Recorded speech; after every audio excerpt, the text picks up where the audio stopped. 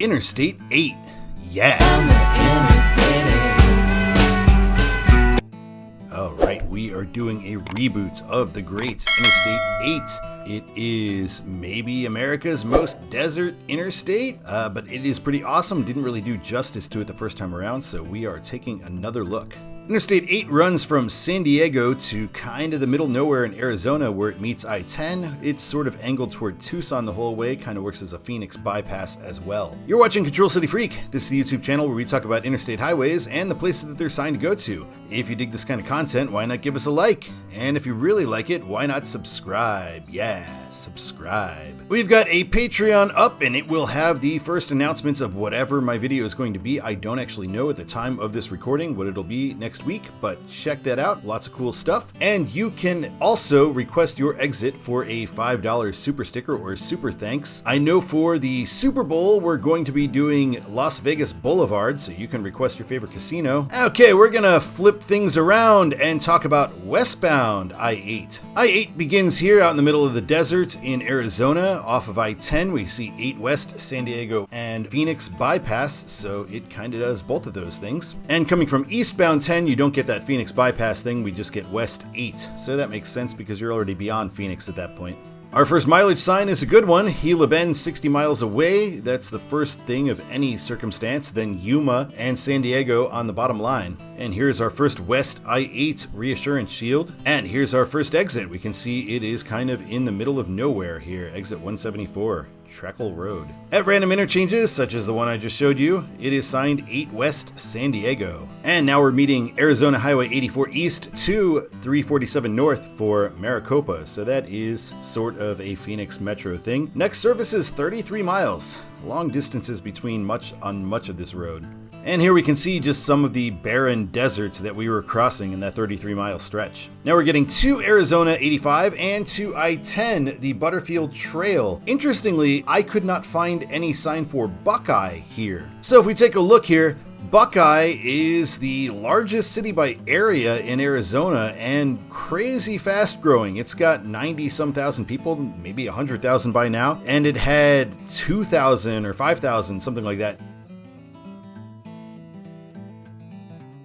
And it is signed for Phoenix and Ajo. Next service is 28 miles. That was Gila Bend basically there, so now we are getting Dateland 47, Yuma 114, and San Diego 290. Dateland, I can assure you, is not much. Here's our exit for Dateland, and you can see, yeah, not a whole lot out there. After that, now we're getting Rest Area 10, so you know you're in the middle of the desert if Rest Area is on the sign, and Yuma 66, San Diego 242. At some point, I-8 hops across itself and the carriageways split up and go on the wrong side of each other, so here I-8 crosses I-8 as we come into these desert mountains. And our next sign, we are getting some random street, next exit, then Yuma, then San Diego. And once we come down off the mountains in Yuma, we meet US 95, our new or old friend, US 95. We can check that out right over here.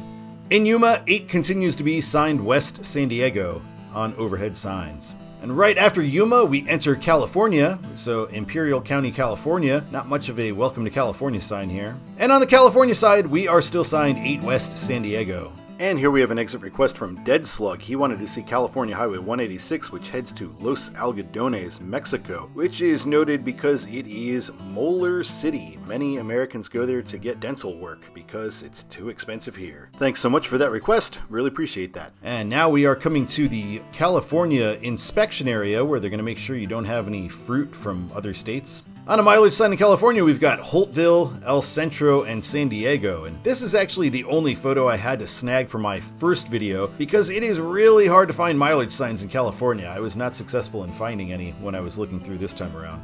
And on random interchanges here, 8 now is signed for El Centro instead of San Diego. Here we're meeting the fairly major California 111 north for Indio, south for Calexico, and Mexicali, the much larger city right across the border from there. 8 West San Diego. Here we are in El Centro, so this is the 4th Street exit there. After El Centro, we get Sealy 8 and San Diego 118. And we cross more desert landscapes here in Imperial County, California. And at this point, it is a large carriageway split. The eastbound lanes are quite far away from us here. And here we are in El Cajon. That is the downtown that they are referring to. This is not San Diego yet.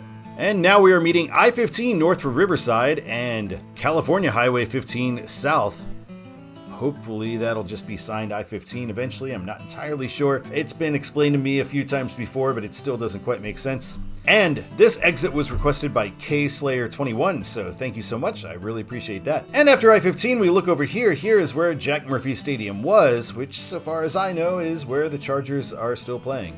We're meeting 805. 805 signs south for National City and Chula Vista and north for Los Angeles, so that makes sense. Although, wouldn't mind throwing Tijuana on the southbound too. And now we're meeting California 163, which is a major freeway in San Diego. It goes kind of right near Mission Park and the San Diego Zoo and all that. And now we're meeting I-5. I-5 signed for Rosecrans Boulevard for south and Los Angeles for north. And we are now on I-8 West Beaches. And here we're getting our final exits, Nimitz Boulevard and Sunset Cliffs Boulevard, 1¼ miles. We will have that meeting as a stoplight. And here we get N Freeway signal ahead. And finally, the extremely rare End I-8 sign, as California also ends I-5, I-10, I-15, I-80, I-40, all much more important interstates than I-8, but none of them have an end sign.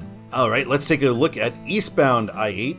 I-8 is signed for beaches, so let's start out at the beach. This is Ocean Beach, right near the end of I-8. And if we take Brighton over to Sunset Cliffs Boulevard and hang a left, we follow that right through this beach neighborhood. And before long, we're getting signs for I-8 and I-5. I-5 south right lane. And we see here at Nimitz Boulevard, we have I-8 is going to be going straight, and Mission Bay and I-5 north, we are veering to the left. So we are going to go straight. We get the good old California-style freeway entrance at the official beginning of I-8. And now we're meeting southbound I-5 for downtown, and 8 is now signed east El Centro. We're meeting 163 once again, so here is 163 for Escondido and south for downtown also again. We got this old style Caltrans sign, and we're going to be meeting 805 coming up soon, and Qualcomm Way, reminding us of Jack Murphy Stadium right over there, home of the Chargers. We're going to be meeting I-15, and I-15's control cities are just other streets, and California 15 has no control city. And it's not until our third or fourth sign for I-15 that we actually get a split where we have the two city streets on one sign and I-15 North Riverside put on the other. We're meeting California 67, and we are on East 8 El Centro. Once we're out of the San Diego Metro, we go into the mountains, and we have the Tecate Divide at 4,140 feet, the highest point of I-8. And here we are going down the mountain. It is pretty impressive looking. I gotta drive this road one day. Still wonderful views as we continue down the mountain. And we get back down and we get an exit for Calexico here. It's pretty cool. We are nearing El Centro, and you see the brown sand here and where the green agriculture suddenly converts over. So it's a pretty drastic split right here. And we pass right by New River. This is actually the lowest point on the Interstate Highway system that is above ground. I know the Fort McHenry Tunnel is actually lower, but that's a tunnel. Here is our main exit for El Centro, 4th Street, El Centro. And after that, we are assigned I-8 Yuma. Interesting that Arizona only uses Yuma as a secondary, but California seems to be using it as a primary here, or at least on random interchanges. It is very deserty here as we continue across. And now we will cross the Colorado River and head back into Arizona. And there we get Arizona State Line, and we get a better Welcome to Arizona sign just ahead. Quite a commuter sign here, minutes to US 95 83 or Gila Bend 100.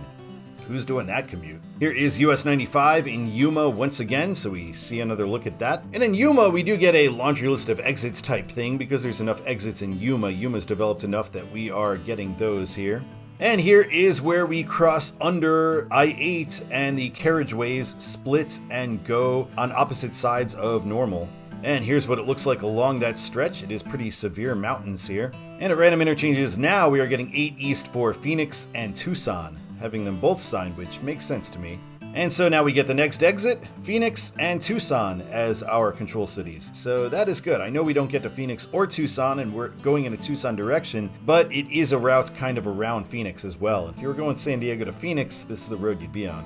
We're meeting Arizona Highway 85. It is signed for Phoenix and Ajo. I-8 for Tucson still. Should probably replace that Ajo with Buckeye at this point. And now we're getting Casa Grande at 55, Junction I-10 at 58. Casa Grande kind of is the Junction I-10 town. And Tucson 119 beyond the end of this road. Here's about as big of an interchange as we get before we get to I-10, Highway 84 to 347, Maricopa once again, and still that next service is 24 miles. And at random interchanges at this point, Phoenix has gone away sensibly, and it is 8 East Tucson. And now we're meeting I-10. We get I-10 West Phoenix and I-10 East Tucson, with traffic kind of veering toward the East Tucson way. And in fact, West I-10 is considered a left exit. East 10, well, also exit only. I suppose they're both exits. This would be the end of I-8. We do see that I-10 East, I-10 West split up ahead too.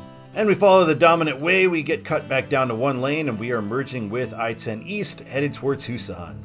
All right, let's talk about Todd's the way it should be for I-8. I'm going to say westbound, it should be San Diego. I like signing San Diego there. I think it's better than signing Yuma, although maybe in 5 or 10 years Yuma could earn its spot at the table there. Definitely I don't see any reason to sign El Centro from Arizona. And then beaches after I-5. Eastbound, El Centro does make a bit more sense in California. It's kind of the main desert city of Imperial County from what I could tell. Then Tucson and Phoenix, then just Tucson. So I'm not putting Yuma in either direction because I don't think it makes sense for Arizona to sign it yet, and I don't think it makes sense for California to sign it over Phoenix and Tucson because we get into Yuma the second we get into Arizona. All right, thank you so much for watching this episode of Control City Freak. I really appreciate it. We will be back next week with our first playoff episode. It should be cool. I'm looking forward to it. Till next time, my name is Todd, and keep on trucking.